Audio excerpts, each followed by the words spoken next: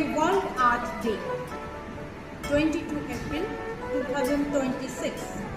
Earth Day is an annual event on April 22 to demonstrate support for environmental protection.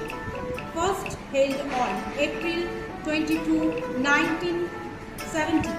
It now includes a wide range of events coordinated globally through Earth Day (ORG), formerly Earth Day Network, including 1 billion people in more than 193 countries. Thank you. সৃষ্টিস্কিপ দয়ানন্দ দুর্গাপুর এজুয়াল। Start.